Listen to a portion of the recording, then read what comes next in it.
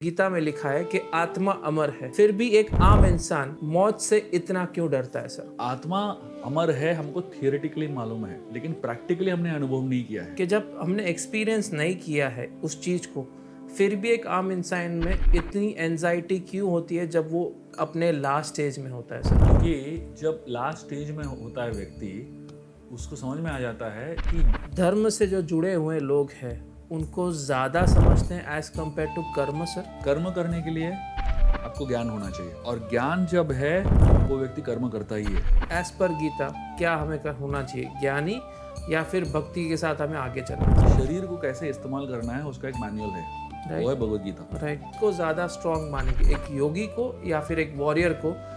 ये दोनों अवतार हमने कृष्ण भगवान के देखे हैं, तो आपके हिसाब से कौन ज़्यादा स्ट्रॉन्गर है सर? भगवान कृष्ण के हिसाब से कि कैसे भगवान को अपने आप को आप सरेंडर करें, इसके बारे में कुछ बताइए। आप सारे अपने अलग अलग धर्म को छोड़ को भगवान को शरण ले लो। धर्म को छोड़ने का मतलब क्या है? जो टफ सिचुएशंस में भी हमने कृष्ण भगवान को हंसते हुए देखा है, तो ये चीज़ हम हमारी लाइफ में कैसे ला सकते? तो आप सबसे शक्तिशाली तब बनते हैं जब आपको अंदर से आत्मसंयम हो जाए। कि अगर कृष्ण अनडिफिटेबल थे तो वो महाभारत को रोक सकते, उन्होंने ये क्यों नहीं किया सर? अगर भगवान आपके जीवन में इंटरफेयर करते तो आप रोबोट बन जाते हैं। भगवत गीता कहती है कि जो अपने मन को जीत सकता है वो दुनिया में किसी भी चीज को जीत सकता है। Welcome to another episode of not just fact, जहां हम डिस्कस करेंगे भगवत गीता के विजडम।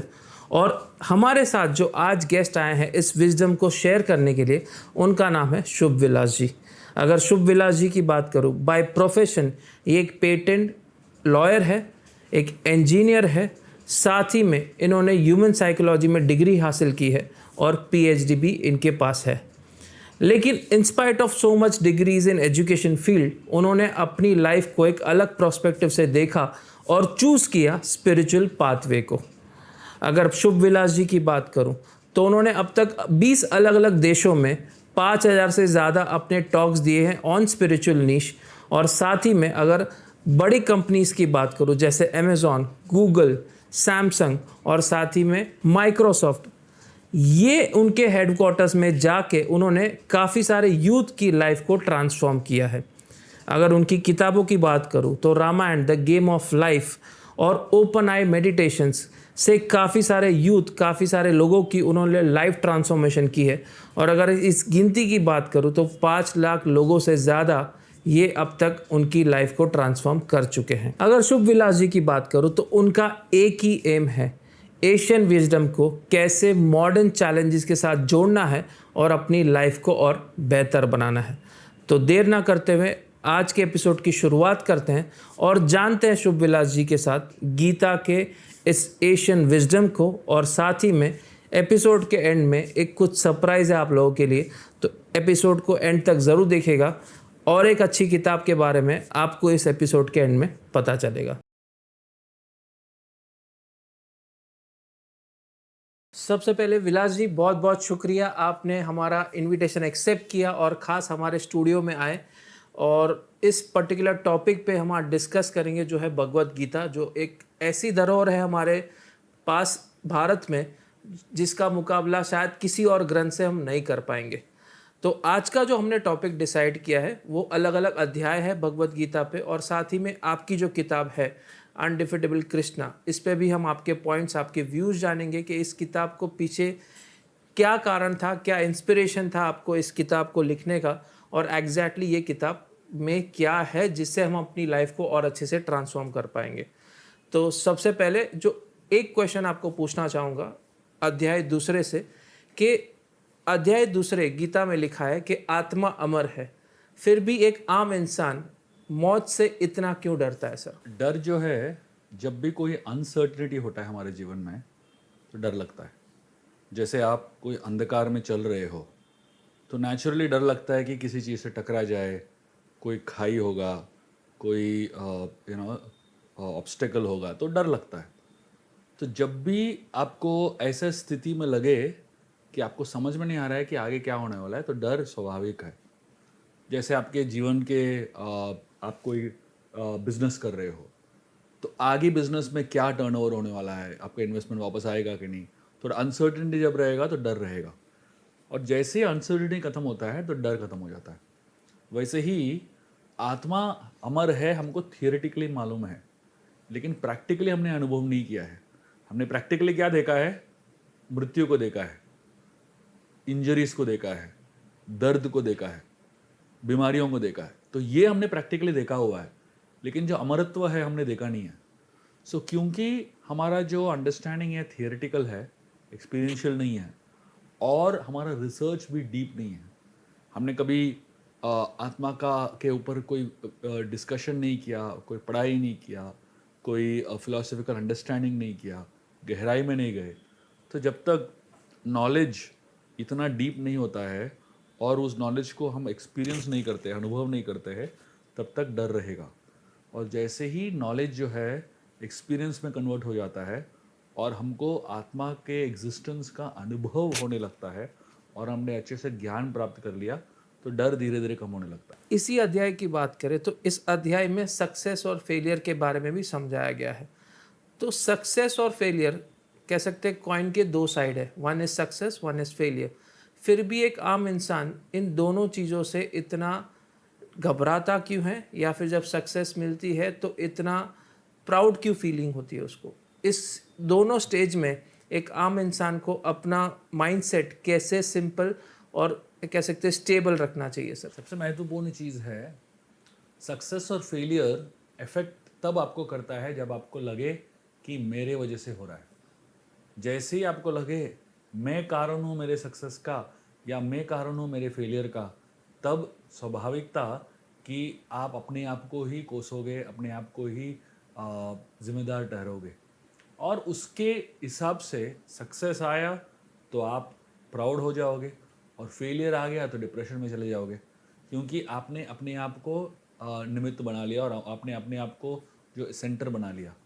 जैसे ही आप अपने आप को सेंटर से हटा लो और आपको समझ में आता है कि मेरे सक्सेस के पीछे बहुत सारे कारण हैं, मैं एक फैक्टर हूँ लेकिन मैं ओनली फैक्टर नहीं हूँ, और वैसे ही मेरे फेलियर के पीछे भी बहुत सारे कारण हैं, मैं एक फैक्टर हूँ लेकिन मैं ओनली फैक्टर नहीं हूँ, तब जो है व्यक्ति इक्वानिमस रह सकता है। भगवद गीता में कृष्णा वही कहते हैं, सुख दुख समय कृत्वा लाभा लाभा जया जयो। तो वो बोल रहे हैं कि सुख और दुख जो है ये दोनों हमारे जीवन में आने वाले ही है, लाभ और अलाभ जो है दोनों हमारे जीवन में आने वाला ही है, सुख और दुख जो है दोनों हमारे जीवन में आने वाला ही है। लेकिन जब ये आए हमारे जीवन में, हम उसको अपनाए नहीं, क्योंकि हमको मालूम है कि मैं ओनली कॉज नहीं हूँ इसका। तो हम जैसे ही उसको थोड़ा सा डिटैच तरीके से देखेंगे और बाह्य रूप से देखेंगे, तो हमको समझ में आएगा कि मैं एक फैक्टर हूँ लेकिन बहुत सारे दूसरे फैक्टर्स है, जैसे हमारे माता पिता के ब्लेसिंग्स, जैसे भगवान की ब्लेसिंग्स, हमारा पूर्व कर्म, और हमारे साथ जुड़े हुए लोग जो है, वातावरण जो है, बहुत सारे कारण है जिसकी वजह से कोई हमें सक्सेस या फेलियर मिलता है। और जब हम ये सारे फैक्टर्स को मानते हुए और रिकग्नाइज करते हुए आगे चलते हैं, तो हम स्टेबल और बैलेंस तरीके से जीवन जी पाते हैं। आपने इस उत्तर में आपके एक श्लोक का कह सकते हैं वर्णन किया। इस श्लोक को फिर से दोबारा एक बार स्लोली बोल पाएंगे, क्योंकि एग्जैक्टली श्लोक को हम सुनना चाहेंगे सर आपके मुंह से। श्लोक में बताते हैं कृष्ण, सुख दुख समय कृत्वा लाभा लाभा जया जयो। तो सुख दुख समय कृत्वा मतलब दोनों को एक नजरिए से, एक दृष्टिकोण से देखना चाहिए। लाभ अलाभ, जय अजय। लाभ मतलब गेन और अलाभ मतलब लॉस, जय मतलब विक्ट्री, अजय मतलब डिफीट। ये चारों मतलब ये इसको डुअलिटीज बोलते हैं। Right right. तो ये द्वंद्व को समान दृष्टि से देखना, समय कृत्वा, और समान दृष्टि से उसको महसूस करना, वो भगवद गीता का एडवाइस है भगवान कृष्ण का। अगर हम आत्मा की बात करें, जो आपने पहले क्वेश्चन का आंसर दिया कि आत्मा अमर है, ये अब तक किसी ने एक्सपीरियंस नहीं किया है, इसीलिए हमें क्यूरियोसिटी होती है या कह सकते हैं थोड़ा हमें डर लगता है उस चीज़ से। लेकिन अगर इसी सवाल को मैं आप अलग तरीके से आपको पूछूं कि जब हमने एक्सपीरियंस नहीं किया है उस चीज़ को, फिर भी एक आम इंसान में इतनी एंजाइटी क्यों होती है जब वो अपने लास्ट स्टेज में होता है सर? क्योंकि जब लास्ट स्टेज में होता है व्यक्ति, उसको समझ में आ जाता है कि जीवन भर जो मैंने इकट्ठा किया वो सब मेरे लिए काम का नहीं है। परफेक्ट। और जो मैंने जीवन भर अर्जित किया वो काम का नहीं है, जो मुझे अर्जित करना चाहिए था वो नहीं किया, तो मेरा जीवन व्यर्थ हो गया, उसको वो लगने लगता है। इसलिए डर लगता है, क्योंकि जो पूरा जीवन हम इकट्ठा जो करते हैं, धन या संपत्ति या परिवार या अलग अलग चीज़ें जो हम इकट्ठा करते हैं, उसका अंत समय जो है उसका कोई भी काम नहीं आता है। अभी आपके पास अनलिमिटेड पैसा है बैंक में, लेकिन आप मर रहे हो, उस पैसे के साथ आप 2 मिनट एक्स्ट्रा टाइम जी पाओगे क्या? कोई व्यक्ति डॉक्टर को बोलेगा पॉसिबल। मुझे एक 2 मिनट दे दो, मैं आपके उसके बदले में $2 मिलियन दूंगा, तो डॉक्टर क्या दे पाएगा उसको? बिल्कुल नहीं दे पाएगा। तो क्योंकि हमने उन चीज़ों में इन्वेस्ट नहीं किया जो हमें इसके आगे, लाइफ जहाँ पे मृत्यु होती है उसके आगे का जो जीवन है उसमें जब तक हमने इन्वेस्ट नहीं किया तब तक डर लगा रहेगा। मैं आपको एक छोटे सी कहानी बताऊंगा। प्लीज़ बताइए सर। एक बार एक आदमी था जो एक बड़े शिप में जा रहा था, तो जहाज़ डूब गया और वो एक छोटे से आइलैंड में जाके पहुंच गया। और जैसे ही ये छोटे से आइलैंड में पहुंचा, वहाँ के लोग इकट्ठे हो गए और उसको उठा के लेके गए और उसको राजा बना दिया उस देश का। तो उन्होंने उसको कहा कि जो भी इस प्रदेश में ऐसे आ जाता है तो उसको हम राजा बना देते हैं। तो इसने पूछा अच्छा, तो पिछले राजा का क्या हुआ? तो उन्होंने कहा हमारे देश का नियम यह है कि हमारे देश में राजा जो है 5 साल तक रह सकता है राजा, उसके बाद जो है हम उसको दूसरे एक आइलैंड में डाल देते हैं जहाँ पे कुछ भी नहीं है, बंजर ज़मीन है, वहाँ पे कुछ भी उपजाऊ नहीं है, वहाँ पे व्यक्ति मर जाता है। तो इसको लगा 5 साल में यहाँ पे अभी राजा होने वाला हूँ और उसके बाद जो है मेरी मृत्यु हो जाएगी, निश्चित है वहाँ पे। तो ये बहुत ही टेंशन में आ गया। लेकिन धीरे धीरे जैसे ही लोग इसको राजा की तरह मानने लगे और ये अच्छे काम करने लगा, लोग उसको चाहने लगे और ये भी अपने प्रजा से बहुत प्रेम करने लगा। धीरे धीरे 5 साल बीत गए और 5 साल के बाद जो है जब इस राजा को उस छोटे द्वीप में भेजने का समय आ गया तो सब लोग थोड़े से दुखी थे, लेकिन नियम था तो भेजना ही पड़ा। लेकिन उन्होंने देखा कि ये राजा जो है इसको चिंता ही नहीं हो रही है, एकदम शांत है। तो इन्होंने उस राजा को नाव पे डाला और उस दूसरे द्वीप पे उसको भेज रहे थे। फिर भी इसके अंदर कुछ भी डर नहीं था। तो उनको लगने लगा ऐसे कैसे ये व्यक्ति डर ही नहीं रहा है, बाकी सारे राजा भागने की कोशिश करते हैं, बाकी सब इतने डरे हुए रहते हैं, लेकिन इस व्यक्ति में थोड़ा सा भी डर नहीं है। तो जब वो लोग उस द्वीप पे पहुंचे, उन्होंने देखा कि वो द्वीप जो है पूरी तरह बदल गया है। वो बंजर द्वीप नहीं था अभी, वो बहुत बड़ा राज्य बन गया और अपने उनके ओरिजिनल राज्य से भी बड़ा राज्य बन गया। वहाँ पे सड़कें बन गए थे, वहाँ पे आलीशान महल थे और बहुत सुख सुविधा थी। तब उनको समझ में आया ये 5 साल में राजा ने सारा धन उधर ट्रांसफर कर लिया और वहाँ पे सारे फैसिलिटीज बना लिए, और इसलिए उसको यहाँ से वहाँ जाने में कोई दिक्कत नहीं था, क्योंकि वहाँ पे तो इससे भी बढ़िया राज्य था। हमारा जीवन भी ऐसे ही है।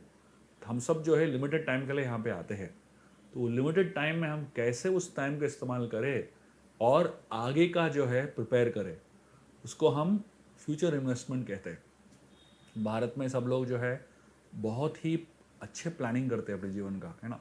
फैमिली प्लानिंग करते हैं, करियर प्लानिंग करते हैं, इन्वेस्टमेंट्स का प्लानिंग करते हैं, बहुत सारी चीज़ों का प्लानिंग करते हैं। लेकिन ये जो प्लानिंग है इसको आफ्टर लाइफ प्लानिंग बोलते हैं। तो ये लाइफ का नहीं, अगले लाइफ का भी कैसे प्लान करे, तो वो अध्यात्म है, अध्यात्म मार्ग है। तो किसी ने अध्यात्म मार्ग की तरफ मुड़ा ही नहीं पूरे जीवन भर, तो नेचुरली मृत्यु के समय लगने लगेगा कि कुछ तो मिसिंग है। तो वो जो डर है वो ज्ञान के एब्सेंस की वजह से है। लेकिन जो बुद्धिमान व्यक्ति अपना समय, कीमती समय जो है इस्तेमाल करता है सही तरीके से और नेक्स्ट लाइफ के लिए प्लानिंग कर लेता है, उसको डर होने की आवश्यकता नहीं है और डर लगेगा भी नहीं।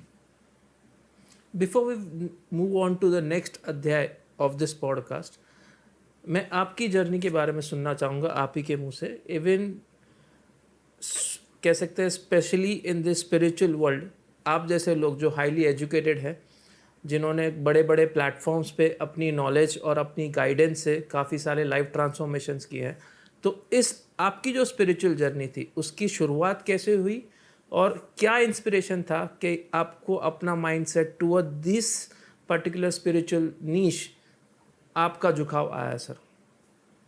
मेरी शुरुआत हुई मैं जब 16-17 साल का था, जब मैं इंजीनियरिंग के फर्स्ट ईयर में था। उस समय मुझे कुछ भक्त मिले जिन्होंने मुझे भगवद गीता के बारे में बताया और उन्होंने मुझे अध्यात्म मार्ग के बारे में जानकारी दी। तो उस समय से मेरी जो क्वेस्ट है शुरुआत हुई और मैं काफ़ी किताब पढ़ने लगा और काफ़ी सारे लेक्चर्स सुनने लगा। तो इस तरीके से धीरे धीरे मेरा इंटरेस्ट बढ़ता गया और समय के साथ मेरा रिसर्च और मेरा अंडरस्टैंडिंग भी बढ़ता गया। तो एक समय ऐसा आया जब मुझे एक चॉइस करना था कि मैं अपने करियर और स्पेशली पेटेंट लॉ के ऊपर फोकस करूं या अपने आध्यात्मिक इंटरेस्ट को परस्यू करूं। तो मैंने निश्चय किया कि मैं अपने आप को 1 साल दूंगा। 1 साल जाके आश्रम में रहूँगा, एक मंदिर में रहूँगा और वहाँ के वातावरण को मैं अब्जॉर्ब करूँगा, अच्छे से समझूँगा और उस वातावरण में मैं बहुत ध्यान से पढ़ाई करूँगा और सेवा करूँगा। उसके बाद मैं निश्चय करूँगा कि मुझे आगे क्या करना है। 1 साल में वहाँ पे रहा और उस 1 साल नहीं 6 महीने के अंदर ही मैं समझ गया कि मुझे यही जीवन जीना है, यही मेरे लिए प्रायोरिटी होगा। तो उसके बाद मैंने निश्चित कर लिया कि मैं आध्यात्मिक मार्ग को मैं ज़्यादा प्रेफरेंस दूंगा, क्योंकि लॉयर्स तो बहुत मिल जाएंगे और लॉयर्स तो साल में हज़ारों लाखों बनते हैं, है कि नहीं। लेकिन आध्यात्मिक मार्ग में मार्गदर्शन देने वाले बहुत कम हैं और स्पेशली जो मार्गदर्शन है सही तरीके से लॉजिकली, सिस्टमैटिकली और सिंपलिस्टिक तरीके से बताने वाले बहुत ही कम है।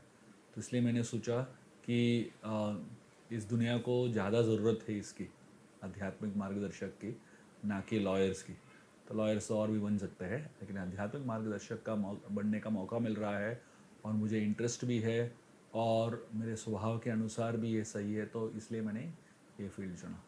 विच वॉज द आश्रम आपने जहाँ 6 महीने बिताए और यू फाइनली गॉट दिस कह सकते क्लियरिटी इन योर माइंड कि आपको इसी मार्गदर्शन पे आगे बढ़ना है सर? मैं यहाँ इस्कॉन चौपाटी मुंबई में रहा, बढ़िया। तो वो मेरा घर है, अभी भी घर ही है। राइट। और वहाँ पे मेरे जो गुरु है और मेरे सारे मार्गदर्शक है, उनसे मुझे प्रेरणा मिली। तो वहाँ पे मेरी शुरुआत हुई आध्यात्मिक जीवन की। So till now you are associated with ISKCON? या very much, okay very okay very much. Okay, बहुत बढ़िया सर। अगर हम दूसरे अध्याय की बात करें गीता की सर, वो है तीसरा अध्याय गीता का विच इज़ नोन एज कर्म योग। अगर हम उसकी बात करें तो जब करियर ड्रिवन दुनिया की बात करते हैं, जो आज एक नॉर्मल यूथ के माइंडसेट में है कि they want to build a good career, लेकिन उसमें भी कैसे अपने आप को स्टेबल रखे और कैसे सिंक्रोनाइज करे with the spiritual need sir? Bhagavad Gita योग सिखाता है, कर्म योग। योग मतलब क्या है? कर्म मतलब कार्य करना, अपना ड्यूटीज करना। लेकिन योग मतलब वो हर ड्यूटी को, हर कर्म को इस तरीके से करना कि वो आपको भगवान के पास लेके जाए। तो तब उसको योग बोलते हैं।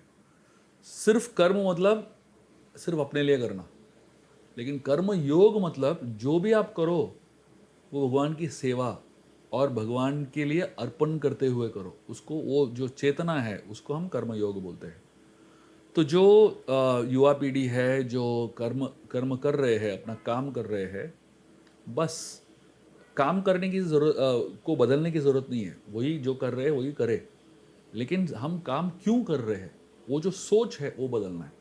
कृष्ण ने अर्जुन को नहीं कहा कि आप अपना काम बंद करो या अपना युद्ध करना, युद्ध नीति जो है बंद करो, या क्षत्रिय धर्म जो है उसको निभाओ मत। उन्होंने सिर्फ इतना कहा, आप क्षत्रिय बनो और अपना धर्म निभाओ, लेकिन आप सिर्फ इतना समझो कि आप क्यों कर रहे हो। तो आपके मन में जो क्यों है उसका उसका जो अंडरस्टैंडिंग वो क्लियर हो जाएगा, तो आपका कर्म जो है कर्म योग बन जाएगा। तो इसलिए अर्जुन के भगवद गीता के शुरुआत में अर्जुन के मन में इतने सारे डाउट्स थे, लेकिन भगवद गीता के अंत में उसको पूरा क्लैरिटी मिल गया। तो उसको समझ में आ गया कि मैं अभी जो करने वाला हूँ, कृष्ण की प्रसन्नता के लिए करने वाला हूँ, भगवान की प्रसन्नता के लिए करने वाला हूँ और धर्म को स्थापित करने के लिए करने वाला हूँ। ये मेरे लिए नहीं है, ये मुझे राजा नहीं बनना है या मुझे धन नहीं कमाना है, ये मेरा उद्देश्य नहीं है। एक कार्य का उद्देश्य है कि मैं भगवान को प्रसन्न करूं और मेरे धर्म को वापस पुनः स्थापित करूं। तो हम जो भी कार्य करते हैं ये विचार के साथ करेंगे तो कर्मयोग हो जाएगा। तो सारे जो बच्चे हैं तो ये सोच के कर सकते हैं कि मैं जो भी कार्य कर रहा हूँ वे भगवान कृष्ण को प्रसन्न करे। तो मतलब भगवान कृष्ण कैसे प्रसन्न होते हैं? पहला चीज़, जो आप करो वो अच्छे तरीके से करो, good quality work. Second thing is whatever you do, make sure that your work does not hurt other people. Third, whatever you do, make sure that the action will make God proud of you. And fourth, and whatever you earn from it, उसके वो जो आप काम करते हो उससे जो फल कमाते हो वो फल का जो एक पोर्शन है वो भगवान को अर्पण करो। अच्छे सेवा में काम इस्तेमाल करो, अच्छे भलाई के लोगों की भलाई के लिए इस्तेमाल करो। तब जो बाकी जो अमाउंट है वो प्यूरिफाई हो जाता है। So if you just use a small portion of it for the service of the Lord, the rest of it gets purified. बहुत ब्यूटीफुल तरीके से इस क्वेश्चन का आपने आंसर दिया है और यहाँ पे मैं कहना चाहूँगा कि जो पॉइंटर स्पेशली इस आंसर में आपने दिए वो काफ़ी बेहतरीन थे। इसी से मैं अगला सवाल पूछूंगा। आज के यूथ का एक माइंडसेट है when they are going towards spiritual niche कि कहते हैं एवरीथिंग इज़ डेस्टिन, आपका सब कुछ डेस्टिनी पहले ही लिखा हुआ है। स्टिल हमें हमारे कर्म को कैसे और बेहतर करना चाहिए ताकि हमारी डेस्टिनी शायद हम चेंज कर सके, इसके बारे में इस अध्याय में कुछ दिया गया है सर। गीता में दो शब्दों का प्रमाण होता है। एक होता है डेस्टिनी और दूसरा होता है फ्री विल। तो फ्री विल का मतलब क्या है? फ्री विल मतलब हम चॉइसेस करते हैं, हम कुछ चीज़ें चुनते हैं, वो उसको फ्री विल बोलते हैं। डेस्टिनी मतलब जो हमारे परे है उसको डेस्टिनी बोलते हैं। तो कोई भी चीज़ में ये फ्री विल और डेस्टिनी दोनों हर बार लागू होता है। जैसे मैं आपको एक सिंपल उदाहरण देता हूँ। जैसे कोई व्यक्ति एयरपोर्ट जाता है और एयरपोर्ट में टिकट खरीदता है बैंगलोर जाने का। तो बैंगलोर का टिकट खरीदने के बाद वो चेक इन कर लेता है सामान और सिक्योरिटी के पास चला जाता है। उसके बाद जो है बैंगलोर के गेट पे पहुंच जाता है, जो फ्लाइट का गेट पे, और प्लेन के अंदर चढ़ जाता है। तभी प्लेन के अंदर चढ़ने के बाद उसका डेस्टिनी है कि वो बैंगलोर पहुंचेगा। लेकिन प्लेन के अंदर चढ़ने के बाद उसको लगा अरे मुझे बैंगलोर नहीं जाना है, मुझे दिल्ली जाना था, बाय मिस्टेक बैंगलोर की प्लेन में चढ़ गया, मुझे उतारो। अभी उतारेंगे क्या उसको? बिल्कुल नहीं। अभी तो आपका डेस्टिनी फिक्स हो गया है क्योंकि आपने एक चॉइस कर लिया। तो एक नहीं, उसने 3-4 चॉइस किया। राइट। एक तो एयरपोर्ट गया, उसके बाद टिकट खरीदा, उसके बाद चेक इन किया, उसके बाद सिक्योरिटी के पास गया, उसके बाद गेट तक पहुंचा, उसके बाद प्लेन में भी चढ़ा। तो ये 6 चॉइस के बाद जो 7वां चीज है वो डेस्टिनी हो जाता है। तो पहला जो 6 चॉइस किया उसको फ्री विल बोलते हैं। जो 7वां है, जो आपके चॉइस फ्री विल के बाद जो होता है उसको डेस्टिनी बोलते हैं। तो हमको जब हमारे जीवन में कुछ भी होता है तो हमको लगता है अरे यार ये पहले ही डेस्टिनी था। अरे पहले ही डेस्टिनी नहीं था, आपने 6 ऑलरेडी पहले चीज चॉइस कर लिया, उसके बाद ये डेस्टिनी आया। समझे ना? तो लोग जो है ये पहले 6 चॉइस को हम भूल जाते हैं। तो हमको लगता है सब कुछ कंट्रोल्ड है। एक्चुअली कुछ भी कंट्रोल नहीं है। Everything is a product of free will. Of course that free will is a result of 3 modes. तो हम जो चॉइस करते हैं, अभी जो पूरी तरह पिया हुआ आदमी है, एकदम पियकड़ है, ड्रंकर्ड जो है, वो क्या चॉइस करेगा? उसका चॉइस भी कैसा है? रम और विस्की के बीच में चॉइस होगा उसका। वो ऐसा नहीं सोच सकता है कि ये दोनों के परे भी कुछ चूज कर सकता हूँ, क्योंकि उसका चॉइस उधर ही सीमित है कि नहीं? या कोई बहुत ही हाई पैशन वाला व्यक्ति है तो उसका चॉइस भी 2 पैशनेट चीज़ों के बीच में होगा, वो उन दोनों के आगे सोच नहीं सकता। लेकिन जो सत्वगुण में होता है उसके पास बहुत चॉइसेस होते हैं। तो जैसे आप सत्वगुण में रहते हो, आपका लाइफस्टाइल और आपका जो जीवन जीने का तरीका जो है सत्वगुण वाला जीवन है, तो आपके पास चॉइसेस बहुत बढ़ जाते हैं। लेकिन जैसे ही आप रजगुण तमोगुण की तरफ जाते हो तो आपके चॉइसेस बहुत सीमित हो जाते हैं। तब आप बोल सकते हो कि मेरे पास फ्री विल नहीं है, नहीं है। तो मतलब आपने पहले ही आपने लाइफस्टाइल ऐसा चुन लिया है जिसकी वजह से आपका फ्री विल सीमित हो गया है, राइट, जिसकी वजह से चॉइसेस सीमित हो गया है। राइट, तो लेकिन जैसे आप अपना लाइफस्टाइल को बदलो तो आपको चॉइस भी बदल जाएगा, आपका फ्री विल भी बहुत आ जाएगा। तो आपके लाइफस्टाइल के मुताबिक आपके फ्री विल के ऊपर आपके कंट्रोल नियंत्रण होता है। ऑफ कोर्स वो फ्री विल के बाद जो होता है वो डेस्टिनी है, वो आपके नियंत्रण में नहीं है। Right, right.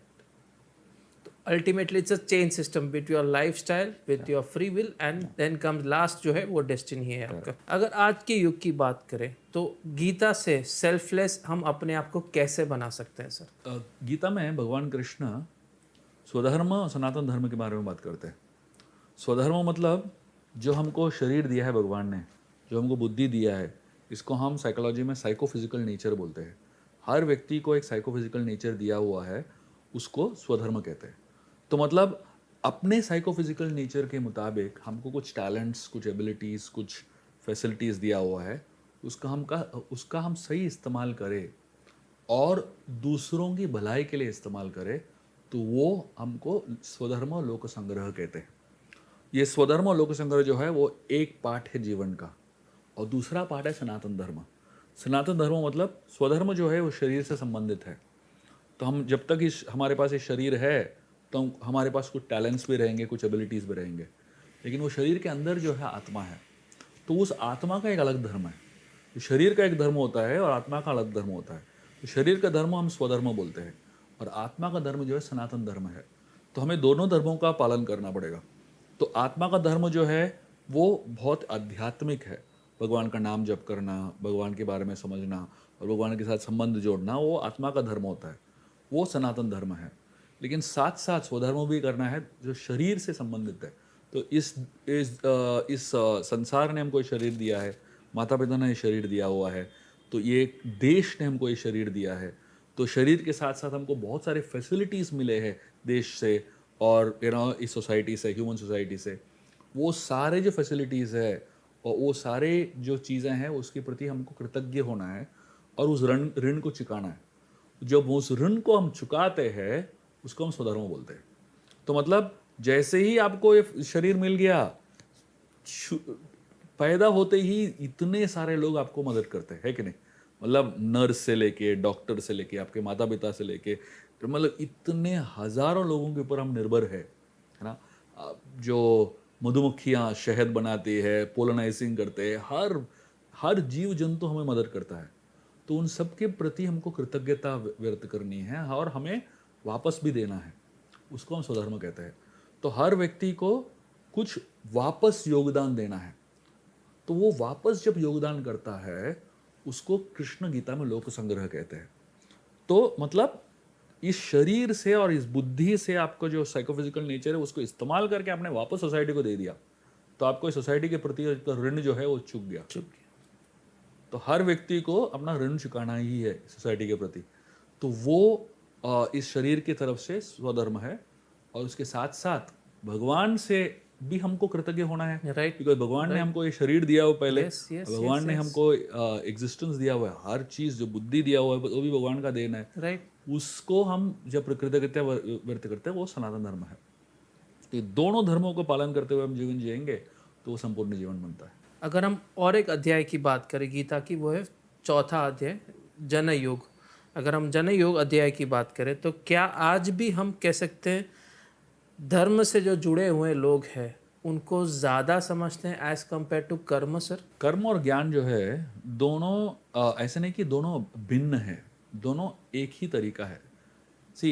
कर्म करने के लिए आपको ज्ञान होना चाहिए और ज्ञान जब है वो व्यक्ति कर्म करता ही है।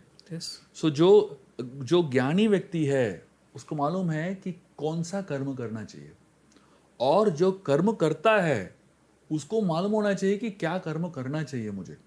तो जो कर्मयोग करता है उसको ज्ञान की आवश्यकता है, और जो ज्ञान योग में है उसको कोई ना कोई कर्म करने की आवश्यकता है। ऑफ कोर्स अलग अलग प्रकार के तरीके हैं इसको देखने का।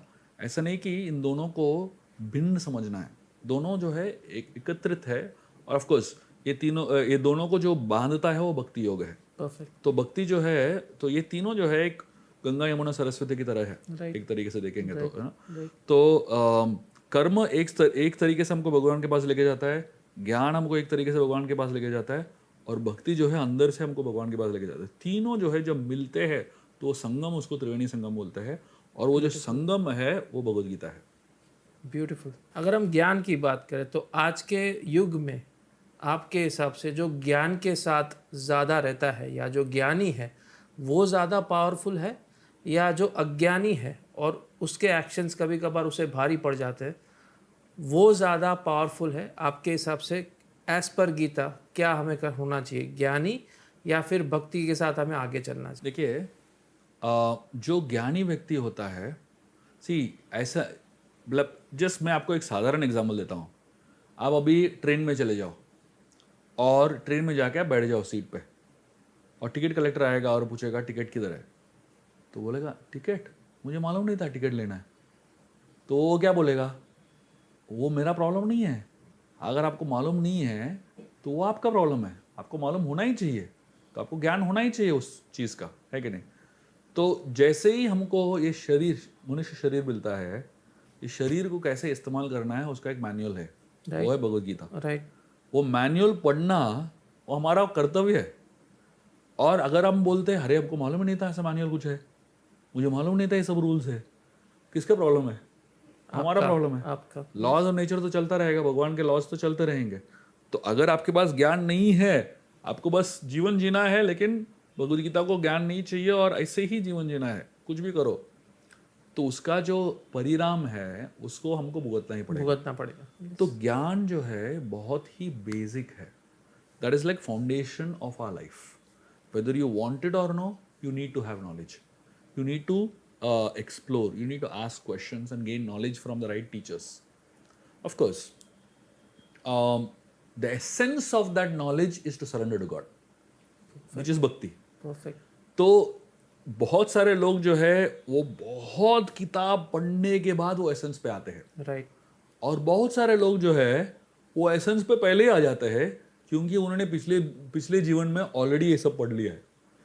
तो कुछ लोग आते हैं जिनको ऑलरेडी साक्षात्कार है उसका, तो वो ऐसा नहीं कि उनके पास ज्ञान नहीं है, बस इस जीवन में उन्होंने टाइम नहीं बिताया क्योंकि उन्होंने ऑलरेडी पिछले जीवन में वो सब कर लिया है पढ़ाई, और उनको साक्षात्कार है और वो प्रैक्टिस कर रहे हैं अभी।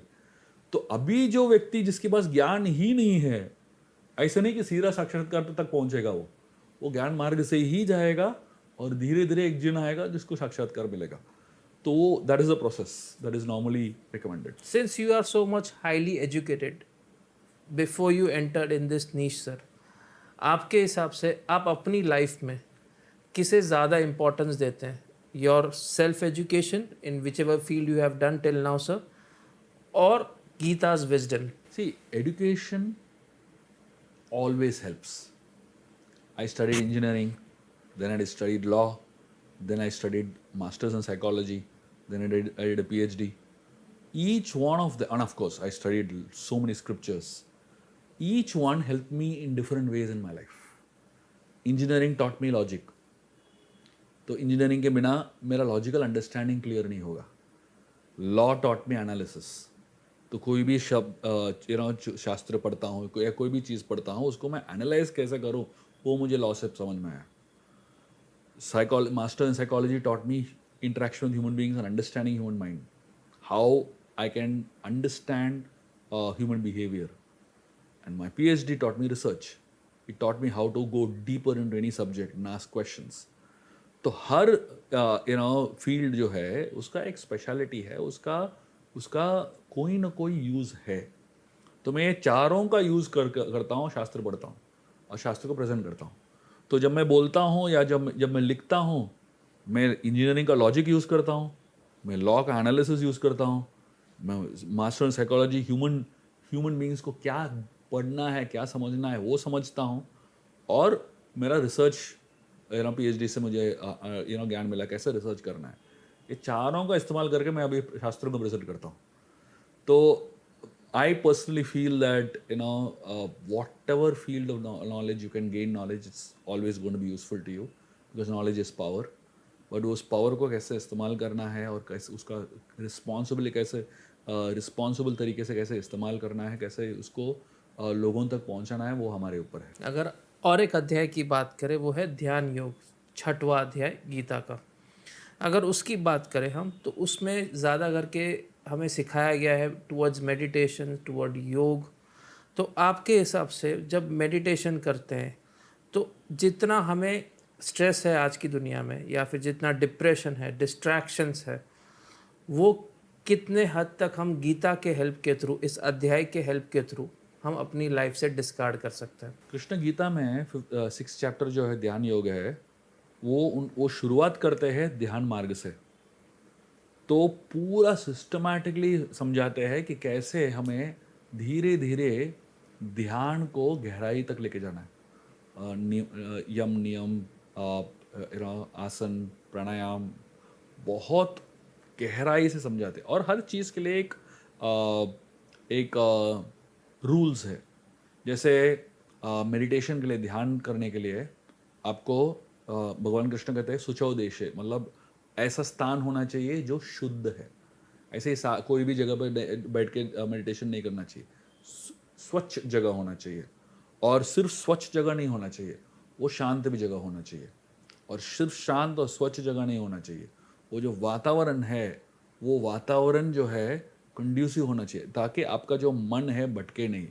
आप अब मोबाइल के साथ बैठ के ध्यान कर रहे हो, वो किधर होने वाला है, या कोई टीवी चल रहा है वहाँ पर जाए, तो वो जो नियम है, जब हम उसको फॉलो करेंगे और उसके अनुसार हम ध्यान करेंगे, तब उसका अच्छा प्रभाव आता है।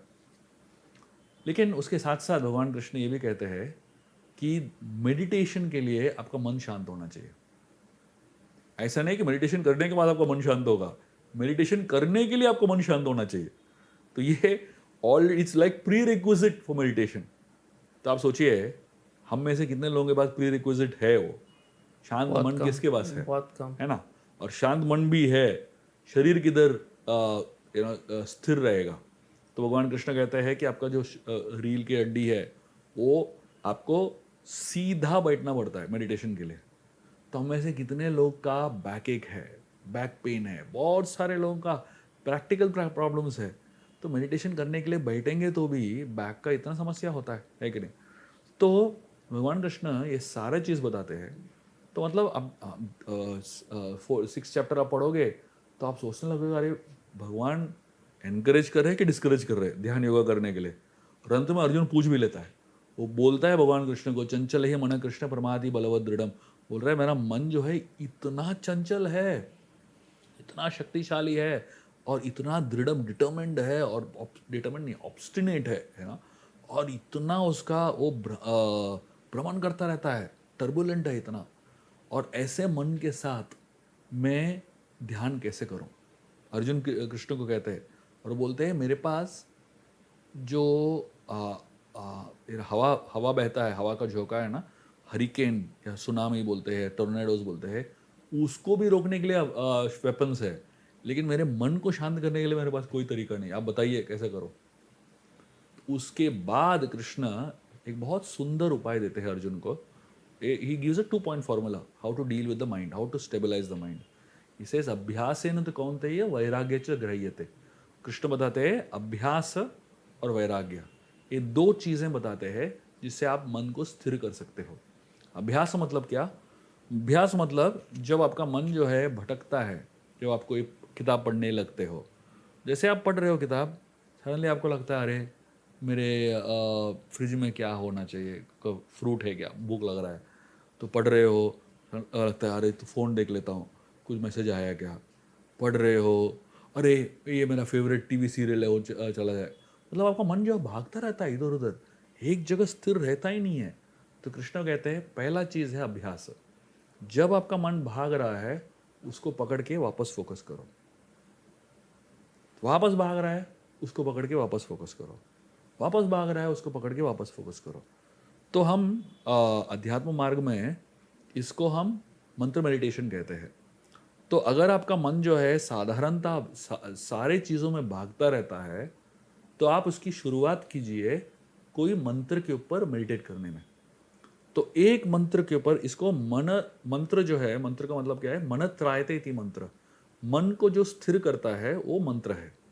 तो जब हम कोई मंत्र के ऊपर वापस वापस मेडिटेट करते हैं, एक ही मंत्र को लेके वापस वापस आपके मन को केंद्र करते हैं, उसको वापस खींच के लेके आते हैं, उसी मंत्र के ऊपर फोकस करते हुए, तो धीरे धीरे जो है प्रैक्टिस बनता है कि कैसे आप बाकी सारे चीज़ों से भी मन को वापस खींच के लेके आ पाओ।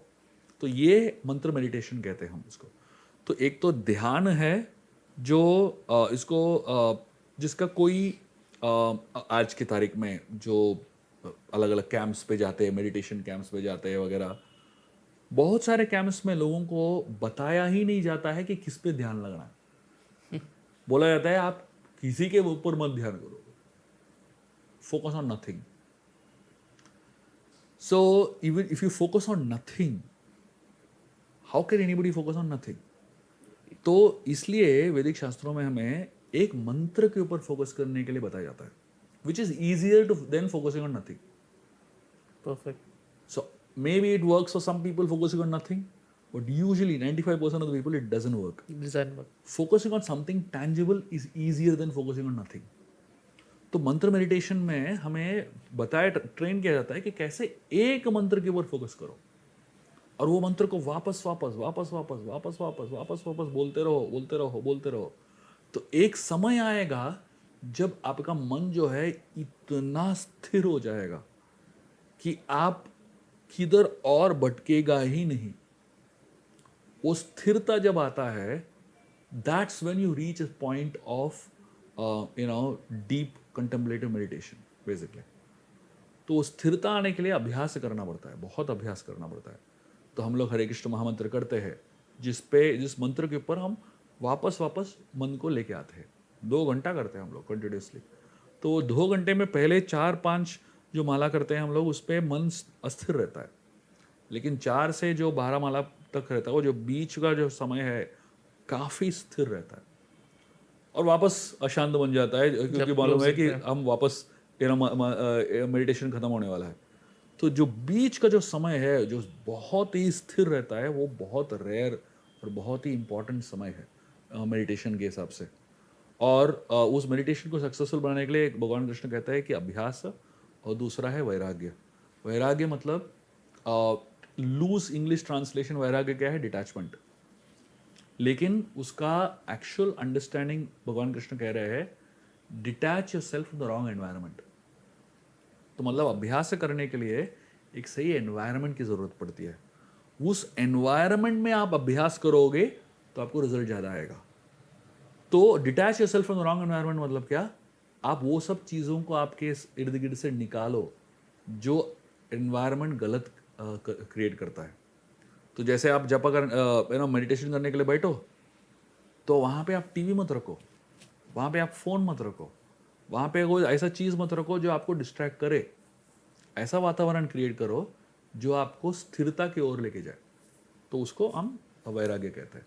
तो ये दोनों कॉम्बिनेशन के साथ कोई बैठेगा तो उसका मेडिटेशन एकदम गहरा होगा और डीप होगा। बहुत ब्यूटीफुल तरीके से सर ने इस क्वेश्चन में एग्जैक्ट मेथड बताया है कि कैसे आप सभी को, अगर आप मेडिटेट करते हैं तो क्या सही प्रोसेस है, क्या आपका माइंडसेट होना चाहिए ड्यूरिंग दैट मेडिटेशन पीरियड, और किस तरीके से आपको किसी भी एक मंत्र जो आपको आपके फेवरेट मंत्र हो या जिसका उच्चारण आप प्रॉपरली करते हैं, उस मंत्र को लेके आपको मेडिटेशन करना चाहिए, ताकि एग्जैक्ट जो रिजल्ट्स है मेडिटेशन का वो आपको मिले और आपका स्ट्रेस, डिप्रेशन या फिर डिस्ट्रैक्शन तीनों आपकी लाइफ से कम हो सके। इसी से मैं अगला सवाल पूछूंगा सर आपको। अगर हम इस अध्याय की बात करें तो इस अध्याय में कह सकते हैं स्पेसिफिकली आप किसको ज़्यादा स्ट्रांग मानेंगे, एक योगी को या फिर एक वॉरियर को? ये दोनों अवतार हमने कृष्ण भगवान के देखे हैं, तो आपके हिसाब से कौन ज़्यादा स्ट्रॉन्गर है सर? भगवान कृष्ण के हिसाब से वो वॉरियर जो योगी है वो सबसे स्ट्रांग है। Perfect answer. तो मतलब बाह्य रूप से you're a warrior, internally you're a yogi. That's what all of us should become. So that means outside we fight the battles of life, but internally we are calm. That's what Krishna wants Arjun to be. It's not a choice of you being a warrior or being a yogi. You need to be both. It's a combination of both. That combination is very deadly. तो मतलब बाह्य रूप से आप जो भी कर्तव्य करना है करो, लेकिन अंदर से ऐसे स्थिर रहो जैसे कोई संत, कोई योगी रहता है। उस स्थिरता के साथ आप बाहर का काम करो। तो वो स्थिरता जब अंदर रहेगा, वो स्थिरता जो है आपके बाहर के काम में भी एक स्थिरता लेके आएगा। और जैसे एक नारियल है, जो नारियल जो है बाहर से बहुत ही कड़क रहता है लेकिन अंदर से बहुत मुलायम है, वैसे ही हमें बाहर से जो भी हम कर्तव्य करते हैं वो बहुत ही तीव्रता से करना है, लेकिन अंदर जो है बहुत ही मुलायम और बहुत ही कोमल हृदय के होना है। Perfect sir. अगर हम अध्याय 9वें की बात करें, हम अगले अध्याय की तरफ बढ़ रहे हैं, वो है राज विद्या योग। अगर इस अध्याय की बात करें तो यहाँ पे कृष्ण ने कहा था कि अगर आप पानी का टेस्ट और सूरज की रोशनी है तो स्पिरिचुअल और साइंस ये एक हो सकते हैं। इस पर्टिकुलरली जो श्लोक है या जो ये क्वेश्चन है, इसका आंसर बताइए, इसका एग्जैक्ट मतलब बताइए सर। कृष्णा गीता में कहते हैं रसोहम अपसु कौन्तेय, मतलब मैं पानी का टेस्ट हूँ। रस, रस मतलब टेस्ट, मेलो बोलते हैं। तो हर चीज़ का एक टेस्ट होता है। तो वो टेस्ट को है वो कब महसूस होता है, जब उसका नीड सबसे ज़्यादा होता है। जैसे आप 24 आवर्स आपने पानी पिया ही नहीं, उसके बाद आपके सामने कोई ऑरेंज जूस रखे या कोई पेप्सी रखे, कोक रखे या मैंगो मिल्क शेक रखे, बट सबसे महत्वपूर्ण चीज़ हमको जो लगेगा वो पानी ही है कि नहीं? और उस समय 24 आवर्स के बाद जब आप पानी पीते हो, वो टेस्ट कैसा होता है उस पानी का, वो भगवान है। That's Krishna. Perfect. So when you are in the maximum need, desperate need, and then you get to taste water, the taste that you experience is God. That's what he means when he says रसोम अपसु कौन्तेय।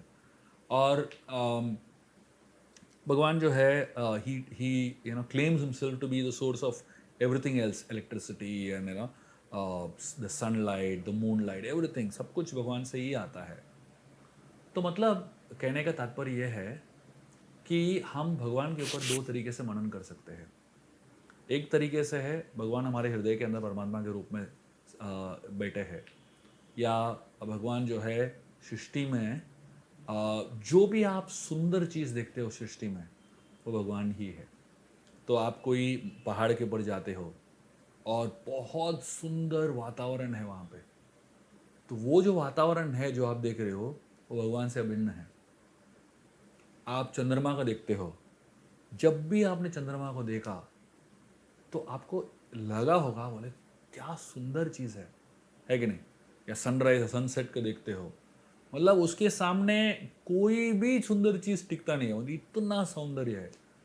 तो जब भी आपको ऐसा लगे कि एक बहुत ही अद्भुत दृष्टि है, वो भगवान ही है। तो ये एक्सटर्नल तरीका है भगवान को देखना। तो भगवद गीता में हमको दोनों तरीका बताया जाता है, एक इंटरनल तरीका और एक्सटर्नल तरीका। इंटरनल तरीका थोड़ा सा मुश्किल होता है, थोड़ा सा एक्सपीरियंस चाहिए, लेकिन एक्सटर्नल तरीका बहुत आसान है। भगवान को सब जगह देख सकते हैं हम लोग, एक्चुअली देखेंगे तो जानवरों में जो सबसे शक्तिशाली और सबसे श्रेष्ठ जानवर है सिंह है, वो भगवान है। तो आप जब सिंह को देखते हो, गरजते हुए देखते हो, समझ में आता है भाई ये तो कुछ अलग ही है, अलग ही प्रकार का शक्ति है। तो वो जो रिस्पेक्ट हम करते हैं उस शक्ति को, वो भगवान को रिस्पेक्ट करते हैं। मोर को देखते हो, इतना सुंदर पक्षी है, समझ में आता है कुछ अद्भुत है, वो भगवान है। तो ये एक्सटर्नल तरीका है भगवान को देखना, इसको हम विश्वरूप दर्शन बोलते हैं, इसको हम बाह्य तरीका है भगवान को देखने का, लेकिन ये भी भगवद गीता में बताया जाता है। तो जैसे आपका जो आध्यात्मिक प्रगति है उसके मुताबिक आप भगवान के ऊपर मनन कर सकते हो। ब्यूटीफुल। इसी अध्याय की बात करें तो और एक इस अध्याय में बोला गया है कि सब कुछ भगवान है, तो गुड और बैड, सक्सेस और फेलियर के बीच में हम कैसे अपने आप को डिवाइड करें या कैसे इस अंतर को समझें। जो भी हमारे जीवन में होता है उसके पीछे भगवान का सैंक्शन तो होता ही है, लेकिन भगवान के सैंक्शन के साथ साथ हमारा भी योगदान है। जैसे मैं आपको एक सिंपल उदाहरण देता हूँ। जैसे कोई व्यक्ति जो है एक टैक्सी से एक जगह से दूसरी जगह जा रहा है, तो टैक्सी में बैठ जाता है और बोलता है आप मुझे बांद्रा लेके चलो। तो टैक्सी वाला चला के जाता है और बांद्रा पर रोक देता है गाड़ी और हम उतर जाते हैं। टैक्सी वाला बोलता है पैसा दो। तो वो जो टैक्सी है वो प्रकृति है, लॉज ऑफ नेचर। वो टैक्सी ड्राइवर जो है वो भगवान है और टैक्सी में जो पैसेंजर है वो हम हैं। तो हम पहले बोलते हैं कि हमें इधर से उधर जाना है, तो भगवान जो टैक्सी ड्राइवर है वो सैंक्शन करते हैं और प्रकृति जो है आपको एक्चुअली लेके जाता है। समझे ना? तो हम सबके तो ये तीनों जो है डूअर्स है, लेकिन जब तक आपने एक्सप्रेस नहीं किया तब तक वो टैक्सी चलेगा ही नहीं। लेकिन आपने एक्सप्रेस कर लिया और टैक्सी ड्राइवर का मूड नहीं है चलाने का, तो भी टैक्सी चलेगा नहीं। और आपने एक्सप्रेस किया और टैक्सी ड्राइवर भी है, तैयार है, लेकिन टैक्सी नहीं है, तो भी चलेगा नहीं। तो तीनों चाहिए for any action to happen. तो जो सुख दुख हमारे जीवन में आते हैं, सक्सेस फेलियर हमारे जीवन में आते हैं, तो ये तीनों इन्वॉल्व है उसके पीछे। तो एक तो हमारा इच्छा होना चाहिए कुछ करे, लेकिन हमारा इच्छा है लेकिन भगवान की इच्छा नहीं है तो भी नहीं होगा। लेकिन हमारी इच्छा है, भगवान ने इच्छा कर लिया लेकिन प्रकृति ने सपोर्ट नहीं किया, तब भी नहीं होगा। तो तीनों ने जब सपोर्ट किया तब आपको सक्सेस मिलता है या फेलियर मिलता है। तो that is where the equation is. So the combination of all the three, so you can say one of them is a doer. आप नहीं बोल सकते मेरे वजह से हुआ, बाकी दो भी है। और भगवान भी नहीं बोल सकते मेरे वजह से हुआ, बाकी दो भी है। और प्रकृति भी नहीं बोल सकते मेरे वजह से हुआ, बाकी दो भी है। तो तीनों जब मिलता है तब सक्सेसफुल होता है या फेलियर, जो या फेलियर। इसी अध्याय की बात करें तो इस अध्याय में कहा गया है कि भक्ति सबसे सिंपल एंड पावरफुल पाथ है एक ह्यूमन बीइंग के लिए। इसका मतलब बताइए सर। बहुत सारे मार्ग जो है कॉम्प्लिकेटेड होते हैं। जैसे मैंने ध्यान के बारे में बताया, थोड़ा सा आपके शरीर में, आपके मन में थोड़ी ऊर्जा होनी चाहिए, शक्ति होनी चाहिए, तो आप ध्यान अच्छे से कर सकते हैं। राइट। और ज्ञान के लिए थोड़ी सी बुद्धि होनी चाहिए। बुक पढ़ना है तो थोड़ा सा बुद्धि तो होना चाहिए। और कर्म के लिए आपके पास थोड़ा सा शक्ति तो होना चाहिए, हाथ पैर होने चाहिए, बहुत सारा चीज़ फैसिलिटीज़ होनी चाहिए, तब आप कर्म कर सकते हो।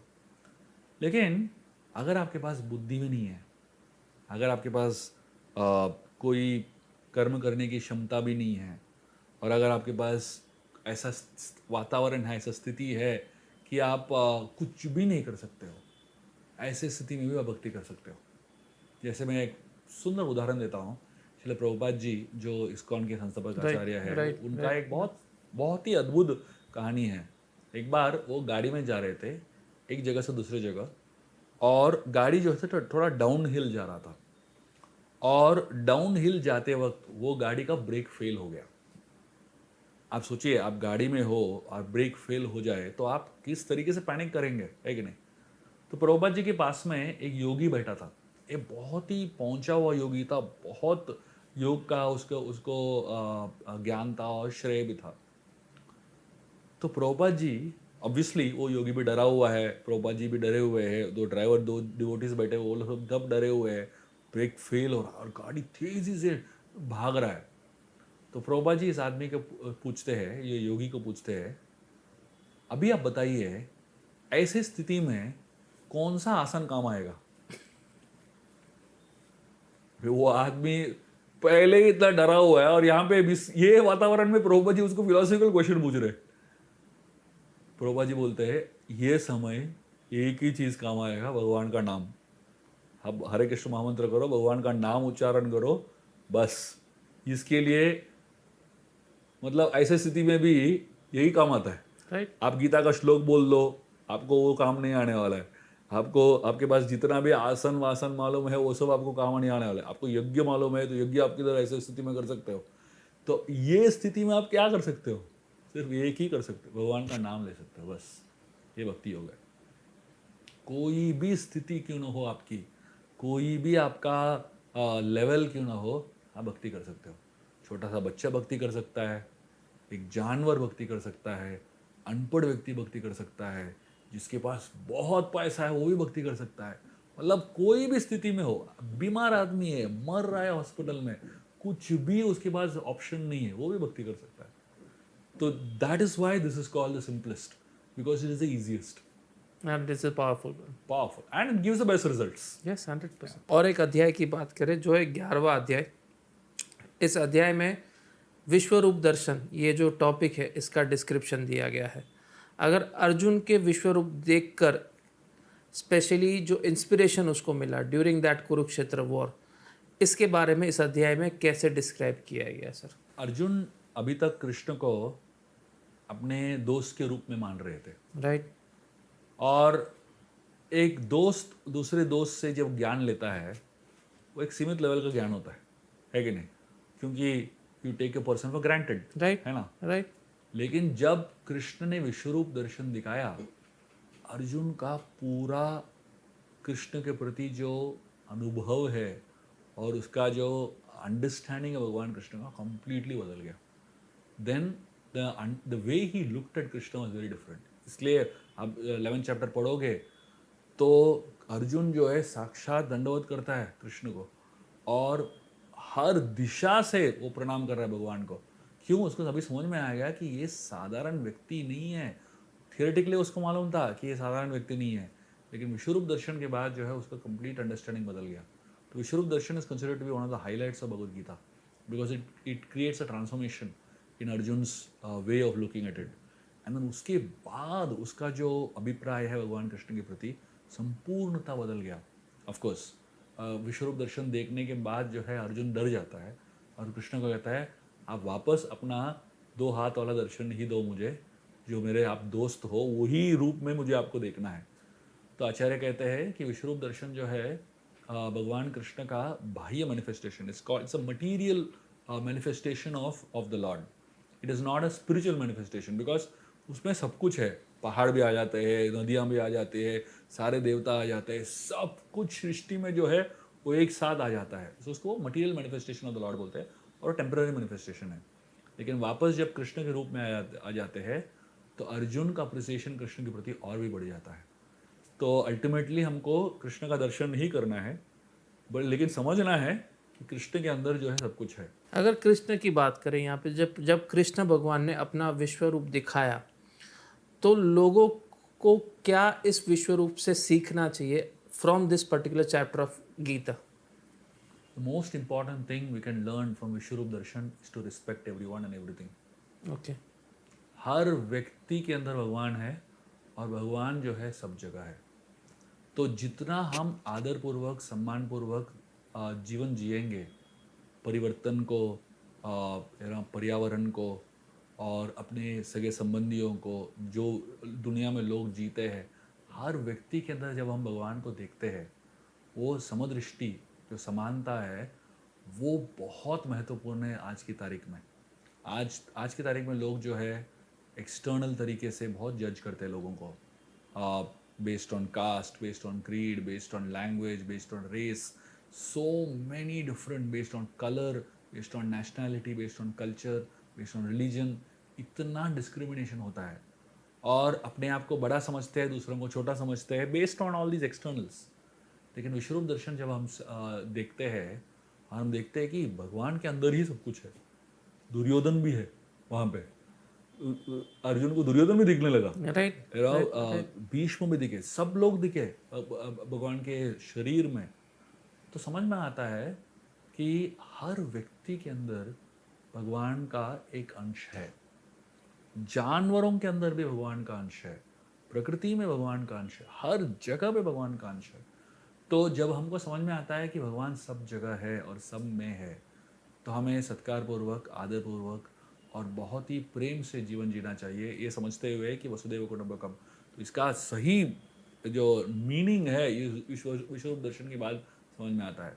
तो instead of dividing everybody we have to learn to unite. That's what Vishwaroop Darshan does. Beautiful. अगर अध्याय 16वें की बात करें तो इस 16वें अध्याय का जो मूल अंतर है या जो स्पेसिफिकली जो मेन टीचिंग है अध्याय 16 की, उसके बारे में कुछ हमारी ऑडियंस को बताइए sir.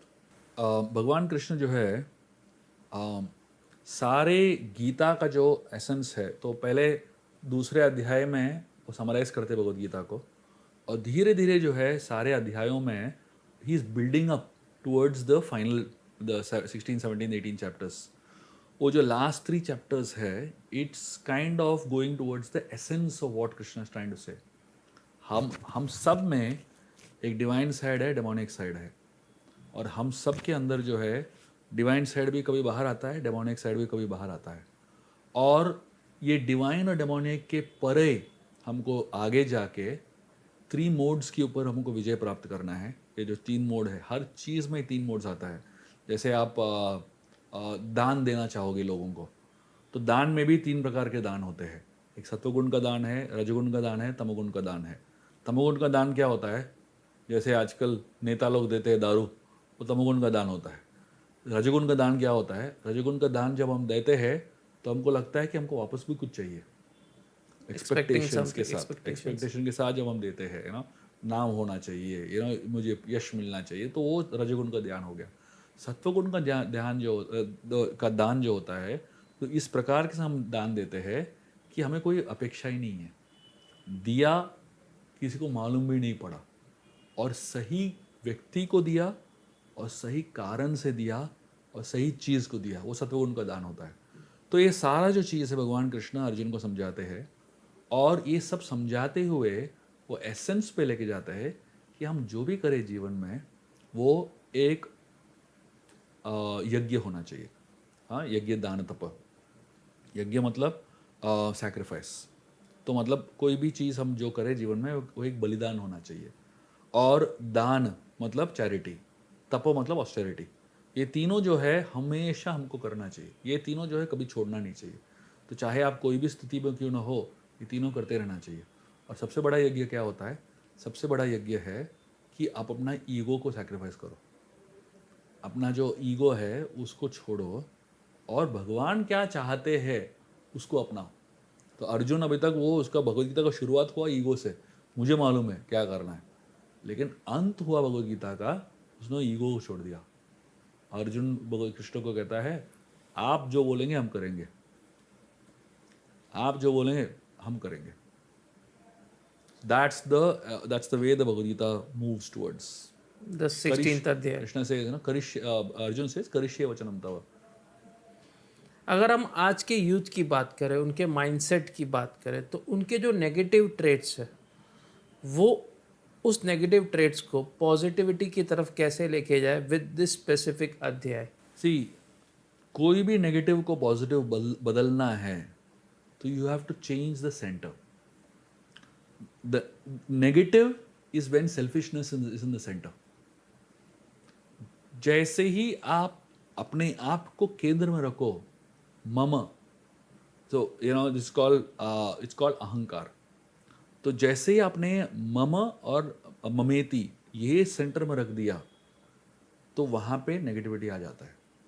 Because if it is about me, I don't like anybody else, I am negative towards everybody else, and we also attract a lot of negativity the more selfish you become, right. जैसे ही आप अपने बहुत ही स्वार्थी बन जाते हो, तो लोग आपसे द्वेष करने लगते हैं, लोग आपको हेट करने लगते हैं। और जितना आप सेल्फलेस बनते हो, जितना आप दूसरों के बारे में सोचते हो, जितना आप भगवान के बारे में सोचते हो, उतना आप पॉजिटिविटी अट्रैक्ट करोगे आपके इर्द गिर्द। सो नेगेटिविटी से दूर रहने का और पॉजिटिविटी को लाने का, पास लाने का एक सिंपलेस्ट तरीका है, सेंटर को बदलो।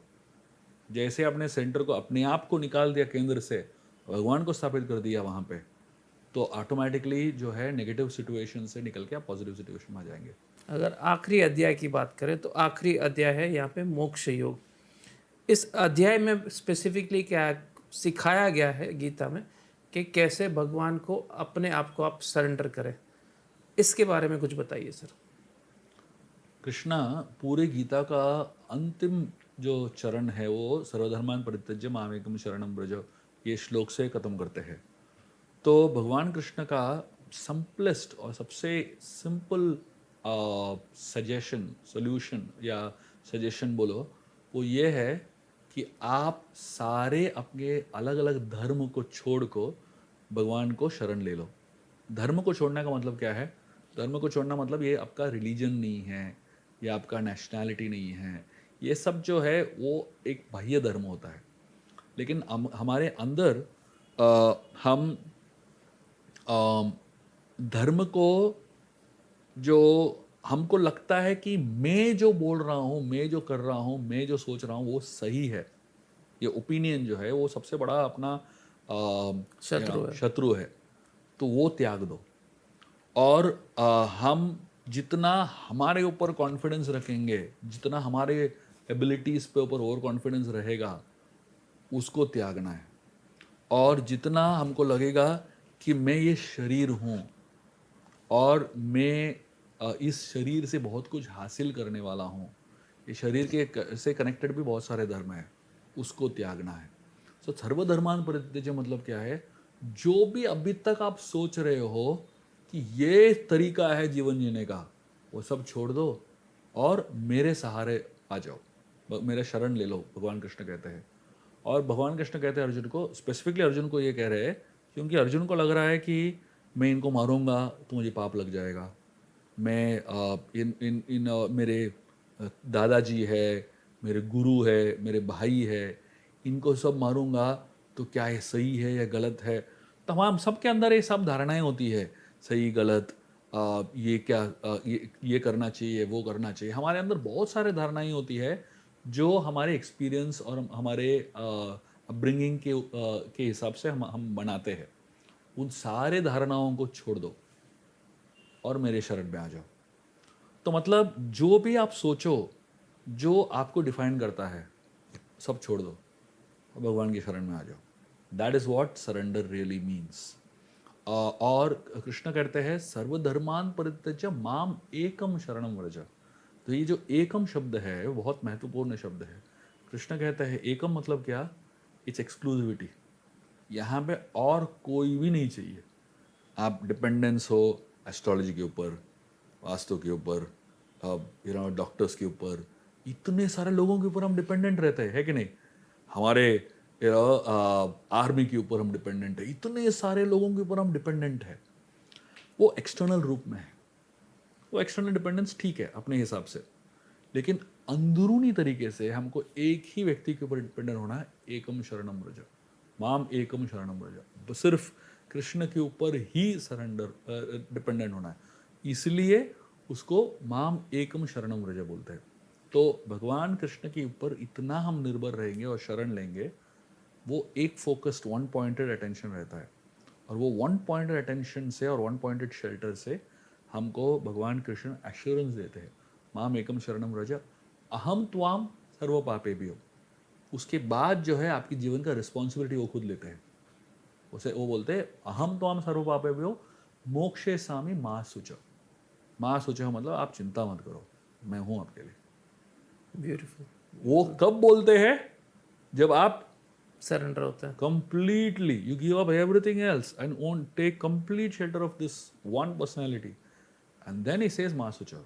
उसके बाद आप चिंता मत करो, आपकी चिंता मेरी चिंता है। बहुत ब्यूटीफुल तरीके से आपने इस पर्टिकुलर सेंटेंस का मतलब बताया है। लेकिन अगर हम आज के यूथ की माइंडसेट की बात करें तो कई बार उन्हें ये लगता है कि सरेंडर होना यानी अपनी जवाबदारी से भागना या फिर हायर रिस्पॉन्सिबिलिटी लेना। इस क्वेश्चन का एक्चुअल मतलब बताइए सर।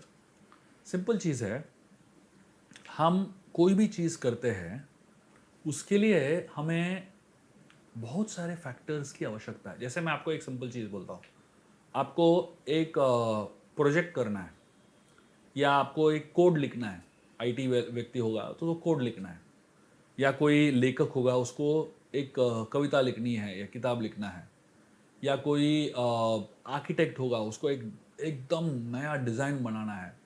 आप चाहे कोई भी फील्ड, कोई शेफ़ होगा उसको एक नया पकवान बनाना है। हर चीज़ के लिए आइडिया लगता है कि नहीं? मतलब हर चीज़ के लिए एक ओरिजिनल थिंकिंग लगता है, हर चीज़ के लिए कोई एक यूनिक इनोवेशन लगता है। आपको क्या लगता है वो आइडियाज़ जो है हमारे दिमाग की बत्ती में सडनली आएगा? वो आसानी से नहीं आता है आइडियाज़। ये आइडिया जो आता है भगवान की कृपा से ही आता है। 100%। तो भगवान कृष्ण गीता में कहते हैं, 10वें अध्याय में कहते हैं, तेषां सततयुक्तानां भजतां प्रीतिपूर्वकम ददामि बुद्धि योगं तम येन माम उपयान्ति ते। कृष्ण गीता में कहते हैं कि तेषां सततयुक्तानां भजतां प्रीतिपूर्वकम, जब व्यक्ति मेरा शरण लेता है और भजतां प्रीतिपूर्वकम और मेरा बहुत ही प्रेम से भजन कीर्तन करता है, भजताम प्रीतिपूर्वकम, वो बोलते हैं ददामि बुद्धि योगम तम, उस व्यक्ति को मैं बुद्धि देता हूँ। तो मतलब कोई प्रैक्टिकल व्यक्ति है जिसको प्रैक्टिकल ही तरीके से समझना है, तो सिंपल तरीका है, आप सोचो आपके पास आइडियाज़ किधर से आते हैं। सिर्फ भगवत गीता पढ़ने की ज़रूरत नहीं है, बहुत सारे किताबों में ये कॉन्सेप्ट बताया जाता है। जैसे मैल्कम ग्लैडवेल का ब्लिंक करके किताब है, राइट। उस किताब में आप पढ़ोगे यही आइडिया बोल रहे हैं।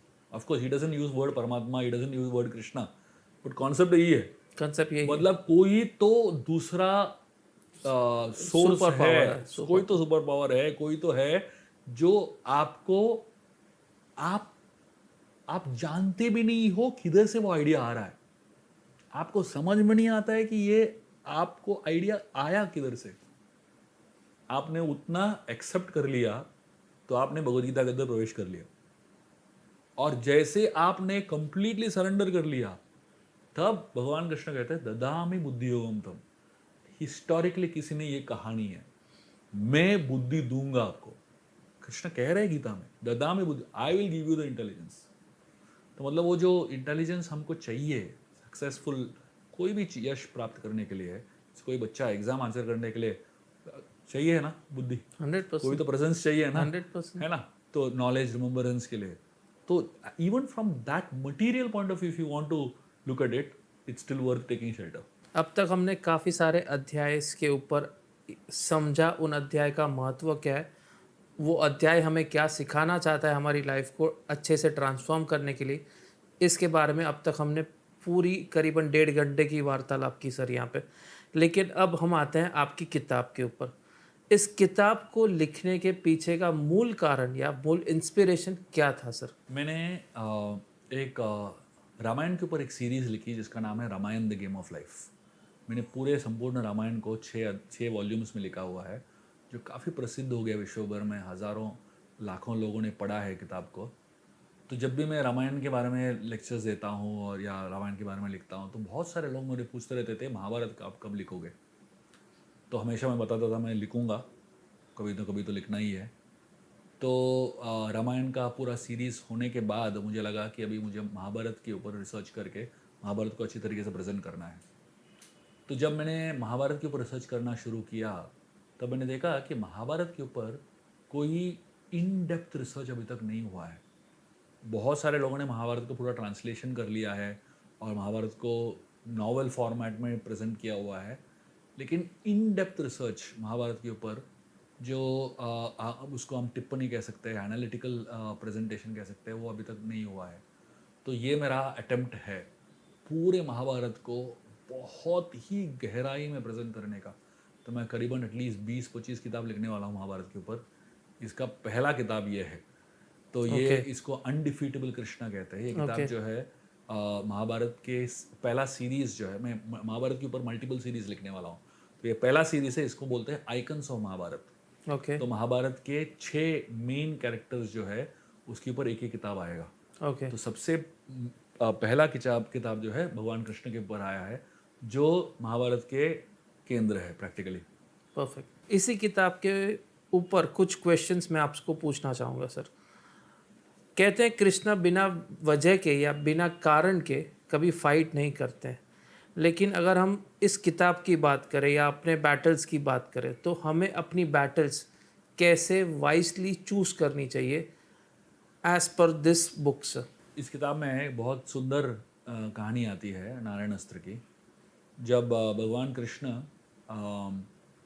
महाभारत के युद्ध में एक दिन उन्होंने देखा कि अश्वत्थामा ने नारायण अस्त्र को चला दिया। तो नारायण अस्त्र बहुत ही शक्तिशाली अस्त्र था और अर्जुन को भी समझ में नहीं आ रहा था कि अस्त्र का सामना कैसे करें। तो अर्जुन बहुत ही विचलित हो गए थे। तो उस समय कृष्ण वो उठ गए और उन्हें सारे पांडवों को कहा अपना अस्त्र शस्त्र फेंक दो और ज़मीन पर लेट जाओ। तो सब के सब कृष्ण का बात सुन के ज़मीन पर लेट गए, एक सिवाय भीम के। तो भीम भाग गया अस्त्र के तरफ और उस अस्त्र को मारने के लिए कोशिश कर रहा था। तो अर्जुन और कृष्ण गए भीम के पास और उसको उसके साथ कुश्ती करके उसको ज़मीन पे लिटा दिया भीम को। तो उसके बाद वो नारायण अस्त्र जो है अदृश्य हो गया, और तब कृष्ण ने पांडवों को बताया कि नारायण अस्त्र को का जो तोड़ है एक ही है, उसके सामने नगमस्त हो जाओ, उसके सामने दंडवत करो, तब नारायण अस्त्र गायब हो जाता है, और उसको आक्रमण करने की कोशिश करो तो अस्त्र और शक्तिशाली हो जाता है। तो हमारे जीवन में भी बहुत सारे नारायण अस्त्र आएंगे, बहुत सारे फाइट्स आएंगे। तो कभी कभी जो है हमें ये मालूम होना चाहिए किस अस्त्र के सामने झुकना है और किस तरह के सामने खड़े होना है। तो वो जो मार्ग है हमें कृष्ण दे सकते हैं, और कृष्ण जैसे गुरु या जो मेंटर्स है वो हमें बतला सकते हैं। लेकिन उनके मार्गदर्शन के को लेते हुए हमको अपने युद्ध को चुनना है। सारे युद्ध में लड़ाई करने की ज़रूरत नहीं है। बहुत सारे जो प्रॉब्लम्स है उनको टॉलरेट करना पड़ता है, बहुत सारे प्रॉब्लम्स उनको निग्लेक्ट करना पड़ता है, और कुछ प्रॉब्लम्स होते हैं जिनका आपको युद्ध संघर्ष करना पड़ता है। तो ये कौन से प्रॉब्लम्स को सामने करना है, कौन से प्रॉब्लम्स को आपको झुकना है, वो भगवान कृष्ण या आपको कोई मार्गदर्शक गुरु या मेंटर जो है आपके जीवन में रहेंगे तो आपको सही तरीके से बता पाएंगे। Perfect perfect. अगर महाभारत की बात करें या इस किताब की बात करें सर स्पेसिफिकली, तो टफ सिचुएशंस में भी हमने कृष्ण भगवान को हंसते हुए देखा है। तो ये चीज़ हम हमारी लाइफ में कैसे ला सकते हैं सर? व्यक्ति बाहर हंस तब सकता है जब अंदर बहुत ही खुश है, नहीं तो वो जो हंसी है वो थोड़े समय के लिए रहती है।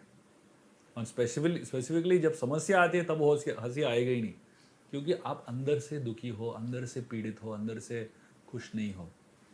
तो जब तक आप अंदर से खुश नहीं होंगे तब तक आप कॉन्फिडेंटली बाहर स्माइल नहीं कर पाएंगे। तो वो अंदर की जो खुशी है उसके ऊपर आपको बहुत मनन करना पड़ेगा, बहुत कंटेम्पलेट करना पड़ेगा। आज की तारीख में लोग जो है अपने आप से बहुत डरते हैं, इसलिए अकेले नहीं रहना चाहते, क्योंकि डर लगता है, अपने आप से डर लगता है। बाकी सबसे डर लगता है वो अलग बात है, लेकिन सबसे ज़्यादा डर तो अपने आप से लगता है। इसलिए हमेशा अपने आप को ना किसी न किसी जो क्या बोलते हो सोशल मीडिया साइट या कोई न कोई मूवीज़ या कोई न कोई चीज़ों से सराउंड करते हैं ताकि अकेला न रहना पड़े। लेकिन आध्यात्मिक जीवन आप देखेंगे तो आप सबसे शक्तिशाली तब बनते हैं जब आपको अंदर से आत्मसंयम हो जाए, जब आप अंदर से एकदम शक्तिशाली बन जाए और बहुत ही तीव्र बन जाए, तब आपको बाहर का कोई भी चीज़ आपको डिस्टर्ब नहीं करेगा, और बाहर की कोई भी चीज़ से आप स्माइल करके संभाल पाएंगे। तो उसके लिए वो आध्यात्मिक प्रैक्टिस करने की आवश्यकता है और अपने आप को अंदर से मजबूत करने की आवश्यकता है। ब्यूटीफुल। अगर कृष्ण की बात करें तो कृष्ण ने हमेशा जितने भी युद्ध अब तक लड़े हैं वो हमेशा उनका जो मेन फोकस रहा है वो स्ट्रैटेजी की तरफ रहा है। तो इस किताब से हम अपनी लाइफ में स्ट्रैटेजी को कैसे ज़्यादा इम्पोर्टेंस दे सकते हैं एज कम्पेयर टू अदर कह सकते हैं qualities to win that particular situation? Strategy जो होता है वो ज्ञान से आता है। जितना आपके पास ज्ञान रहेगा उतना आप स्ट्रैटेजिक बन पाएंगे। भगवान कृष्ण के पास हर समस्या का समाधान था, क्योंकि उनके पास हर चीज़ का ज्ञान था। ऑफ कोर्स हम बोल सकते हैं कि हमारे पास भगवान जैसा बुद्धि तो नहीं है, सब कुछ नहीं समझ सकते, लेकिन जितना हो सके उतना समझना चाहिए। सिंपल चीज़ है, हर दिन हम 5-10 मिनट कोई किताब पढ़ने लगे तो 365 डेज में आपने काफ़ी कुछ पढ़ लिया होगा। लेकिन आपने कोई भी दिन कोई भी किताब नहीं उठाया तो आपको आपका ज्ञान बढ़ने का चांसेस क्या है? ज़ीरो। बहुत ही कम चांसेस है कि नहीं? ज़ीरो। तो हम सबको धीरे धीरे अपना ज्ञान को जो मात्रा है वो बढ़ाना चाहिए। हर रोज़ 5-10 मिनट 15 मिनट किताब पढ़नी चाहिए, और ख़ासकर आध्यात्मिक किताब पढ़ेंगे तो उससे फिलॉसफी समझ में आएगा, उससे जीवन तत्व समझ में आएगा, उससे आप काफ़ी कुछ अपने जीवन के संघर्षों के बारे में समझ में आएगा आपको, और आपको जीवन को कैसे जीना है वो समझ में आएगा। तो वो ज्ञान जब होगा आपके अंदर तो आप जीवन और भी अच्छी तरीके से जी पाएंगे। तो strategy is a by product of knowledge, और जब आपके पास ज्ञान रहेगा तब आप स्ट्रैटेजी बहुत आसानी से बना पाएंगे।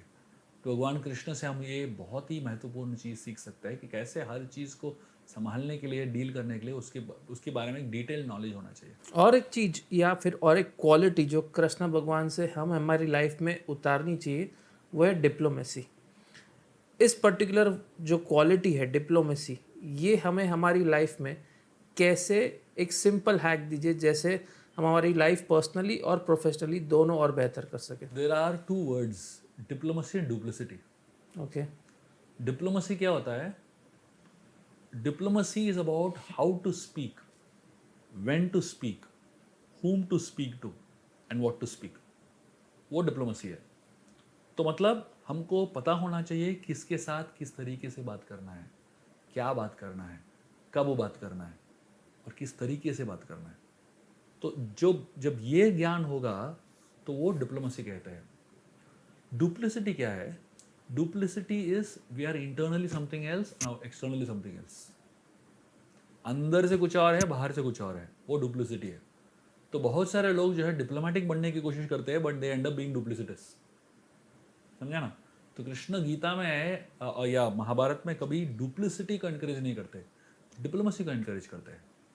तो diplomacy is actually a strength, duplicity is a weakness. तो जितना हम डुप्लिसिटी से दूर रहेंगे और डिप्लोमेसी को अपनाएंगे उतना हम पावरफुल हो सकते हैं। तो कभी कभी लोगों को लगता है डिप्लोमेसी गलत है, लेकिन डिप्लोमेसी गलत हो ही नहीं सकता क्योंकि वो भगवान कृष्ण खुद करते हैं। और डिप्लोमेसी किस तरीके से काम आता है? जब आपको किसी दूसरे व्यक्ति के साथ संबंध एस्टैब्लिश करना है तो आपको मालूम होना चाहिए कि क्या बोलना चाहिए। इसको डुप्लिसिटी नहीं बोलते, इसको हम डिप्लोमेसी बोलते हैं। तो अगर आपने उससे कुछ लूटने के लिए आपने इस्तेमाल किया वो ज्ञान, तो वो डुप्लिसिटी बन गया। तो मतलब आप उससे कुछ ले रहे हो, छीन रहे हो, लेकिन उसके फायदे के लिए आपने कुछ अच्छे तरीके से प्रेजेंट किया उसको, तो वो डुप्लिसिटी नहीं होता है, वो डिप्लोमेसी होता है। तो diplomacy leads to win win, दोनों, both the parties win. Duplicity leads to win lose, one party loses, one party wins. This is the difference. अगर कृष्ण की बात करें तो कृष्ण हमेशा अनडिफिटेबल रहे हैं, इसके पीछे क्या कारण है? उनके माइंडसेट या उनका power? Undefeatable Krishna is simply because of his humility. Krishna loves everyone, and because he loves everyone, he is not defeated by anybody.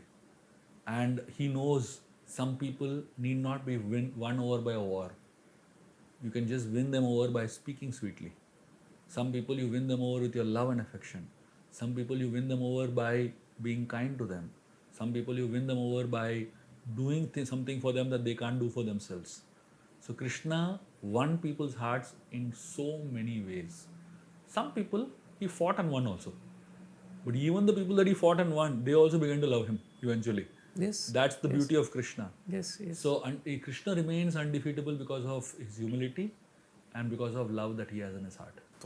बहुत ब्यूटीफुल तरीके से इस क्वेश्चन का आंसर दिया आपने sir.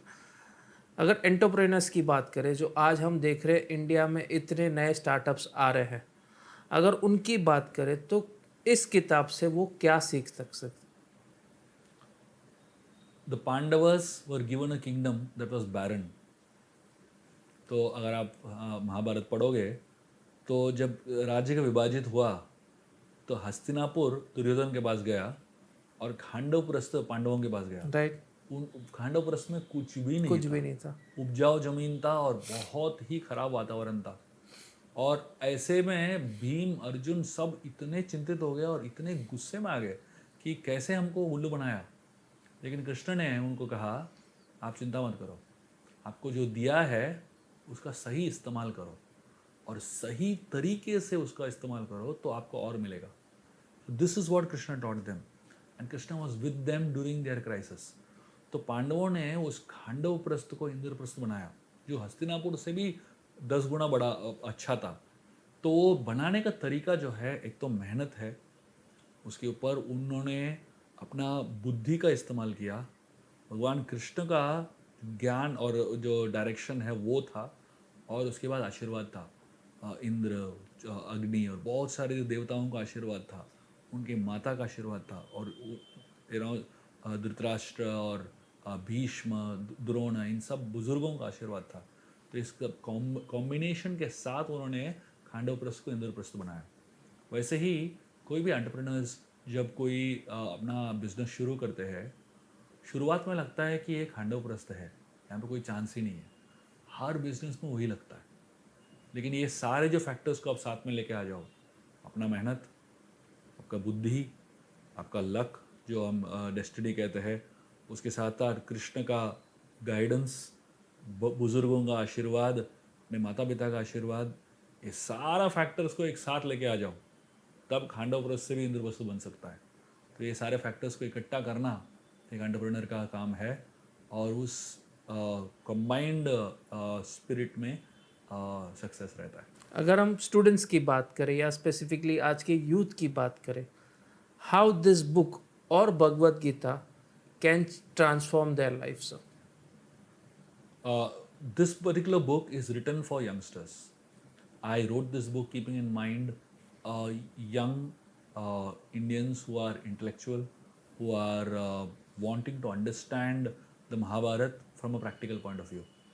So the way I've written the story is in very simple words, but very powerful lessons that you can learn from the story.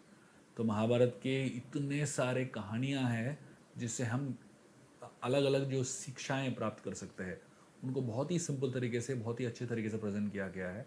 तो youngsters can read it like a novel, they will love it, at the same time they will learn so much from it. This is called enlightening entertainment. And not just that, Krishna's words, especially the Bhagavad Gita, is written in a way that is answering many of the most important questions that youngsters have in life. That's the way I've written Bhagavad Gita in this book. The second part of this book is Bhagavad Gita, Krishna's answers to very important, relevant questions for youngsters. Perfect. अगला सवाल जो मैं आपको पूछूंगा, ये सवाल शायद कई बार आपके सामने आया रहेगा, लेकिन फिर भी मैं आपको ये सवाल पूछना चाहूँगा कि अगर कृष्ण अनडिफिटेबल थे तो वो महाभारत को रोक सकते थे, उन्होंने ये क्यों नहीं किया सर? इनफैक्ट गांधारी ने ये सवाल कृष्ण को पूछा, और बहुत सारे लोगों ने कृष्ण को ये सवाल पूछा। भगवान जो है, he does not interfere in people's lives. अगर भगवान आपके जीवन में इंटरफियर करते तो आप रोबोट बन जाते, है कि नहीं? तो आपका फ्री विल का मतलब ही नहीं होता। तो भगवान जो है जानते हैं क्या सही है क्या गलत है, कौन सही है कौन गलत है, लेकिन वो इंटरफीयर नहीं करते। वो हमेशा अस्त्र शस्त्र साइड में रख देते हैं और बस साथ में रहते हैं। तो कुछ लोग जो है भगवान को अपना दोस्त मानते थे, और कुछ लोग भगवान को अपना दुश्मन मानते थे। फिर भी भगवान का काम है साथ में रहना। तो भगवान जो है हमें हमेशा हम सबके साथ में है परमात्मा के रूप में। वो इंटरफियर नहीं करेंगे आपके जीवन में, but he will be an observer in your life, and if you take shelter of him then he will guide you. But if you choose not to take shelter of him, he will not interfere in your life. He will just allow your destiny to take care of itself. तो भगवान जो है destiny को change नहीं करते। वो बस जो अच्छे लोग हैं, जो धर्म मार्ग में चल रहे हैं, उनको मार्ग देते हैं, उनको मार्गदर्शन देते हैं। अदरवाइज बाय इटसेल्फ प्रकृति रन्स ऑन इट्स ओन। अगर आखिरी सवाल इस पॉडकास्ट का मैं आपको पूछूं कि कृष्ण ने हमेशा दूसरों को जीतने में मदद की है, लेकिन खुद क्रेडिट कभी नहीं लेते हैं सर, इसमें हमें क्या सीखना चाहिए सर? भगवान कृष्ण का हर युद्ध आप देखेंगे, पहले कंस को हराया, उग्रसेन को राजा बना दिया, उसके बाद जो है जरासंध को हराया, उसके बाद उसके पुत्र को राजा बना दिया, भानासुर को हराया, उसके पुत्र को राजा बना दिया, कुरुक्षेत्र में दुर्योधन को हराया, युधिष्ठिर को राजा बना दिया। जितने भी युद्ध कृष्ण लड़े और जितने भी लोगों को उन्होंने परास्त किया, वो खुद राजगद्दी में जाके बैठे नहीं, वो किसी और को ही वहाँ पे बिठा लिए। क्यों? क्योंकि उनको इससे कोई मतलब नहीं था, उनको जीतने में कोई इंटरेस्ट नहीं था, उनको धर्म में इंटरेस्ट था। क्योंकि धर्म में इंटरेस्ट था, वो जो धर्म कार्य कर सकता है उनको आगे भेज रहे थे भगवान। इसको टाइटललेस लीडरशिप बोलते हैं। तो if in today's world, in today's times, if any leader wants to learn from Krishna, they should learn not to be attached to those titles, CEO, CXO, HR head. हम लोग वो टाइटल से इतने अट्रैक्ट हो जाते हैं क्योंकि हम अपने आप को वो टाइटल से डिफाइन कर लेते हैं. That is actually restricting your self. Krishna never allowed any title to define him because he was you can't define him. He was too big. Any title can't hold him. The title is too small for him. You know, राजा बोलो तो इतना छोटा title है भगवान के लिए, है कि नहीं? तो उनको कोई टाइटल में इंटरेस्ट नहीं था because he never believed in limiting himself to one title because he is so much expansive. All of us also in the same way. These titles don't make sense because if you put yourself limited to one title, then that title defines you. But if you don't have any title, nothing defines you. You are unlimited. There is so much that you can do, so much that you can achieve. So don't limit yourself with titles. Allow yourself to reach your full potential by becoming a titleless leader. बहुत beautiful तरीके से इस particular podcast में हर एक सवाल का sir ने answer दिया है और गीता के महत्व, उनके अध्याय के महत्व, इस बुक के बारे में बताया, इस बुक के इंस्पिरेशन के बारे में बताया. आपने इस बुक के बारे में कहा कि आने वाली और 6 किताब इस सीरीज़ की होगी. उस 6 सीरीज़ का कैसे हम यूज़ कर सकते हैं या कैसे वो 6 सीरीज़ होगी, इसके बारे में कुछ बताइए सर. ये जो 6 किताब है, हर साल में एक किताब आएगा. ओके. तो हर किताब में एक किरदार के ऊपर फोकस होगा. ओके. उस किरदार की स्टोरीज और उस किरदार की शिक्षाएं उसके ऊपर फोकस होंगे. इसी तरीके से जैसे कृष्ण के ऊपर मैंने किया है, वैसे ही अलग अलग किरदार महाभारत के बहुत प्रामाणिक किरदार है, उनके ऊपर हम मनन करेंगे, चिंतन करेंगे और उनसे हम सीखने की कोशिश करेंगे. बहुत बहुत धन्यवाद सर, आपने खास आपका समय दिया और हमारी ऑडियंस को गीता के बारे में, गीता के अध्याय के बारे में, उनके छोटी छोटी बातों के बारे में, उनके इम्पोर्टेंस, उनके महत्व, उनके एक्चुअल कह सकते हैं डिस्क्रिप्शंस, ये सब कुछ हमने समझा इस पर्टिकुलर पिछले 2 घंटे के पॉडकास्ट में और साथ ही में आपकी किताब के बारे में आपने बताया. उसके लिए बहुत बहुत शुक्रिया सर. आशा करता हूँ आज का जो हमारा सिलसिला शुरू हुआ है इस पॉडकास्ट के थ्रू, वो आने वाली जितनी भी आपकी किताबें आए या जो आ चुकी हैं ऑलरेडी, उस पर भी हम करना चाहेंगे आपके साथ. और इसीलिए ऑन शूट आप पर रिक्वेस्ट कर रहा हूँ सर कि ये जो सिलसिला शुरू हुआ है वो आगे कई एपिसोड में हम कंटिन्यू करें सर. बहुत बहुत शुक्रिया. बहुत धन्यवाद. Thank you very much. Hare Krishna sir. Hare Krishna.